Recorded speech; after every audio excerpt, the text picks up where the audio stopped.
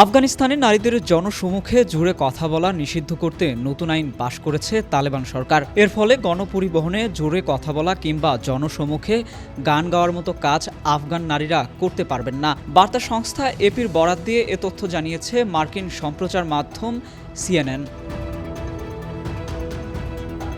নতুন আইনে বলা হয়েছে, নারীদের যদি ঘরের বাইরে বের হতেই হয় তাদের অবশ্যই পুরুষদের থেকে নিজেদের মুখ ও শরীর কাপড় দিয়ে ঢেকে রাখতে হবে এবং তাদের কণ্ঠস্বরও গোপন রাখতে হবে। নারীদের পোশাক যেন কোনোভাবেই পাতলা, ছোট বা আটসাঁটো না হয়, সেটিও আইনে উল্লেখ করা হয়েছে।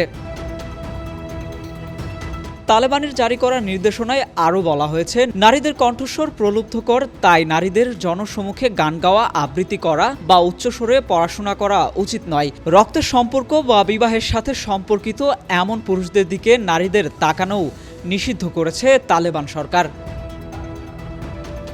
তালেবান সরকারের মুখপাত্র মৌলভী আব্দুল গাফর ফারুক বলেছেন, তালেবানের সর্বোচ্চ নেতা হিবাদুল্লাহ আখুন্দজাদা আইনটির অনুমোদন দিয়েছেন।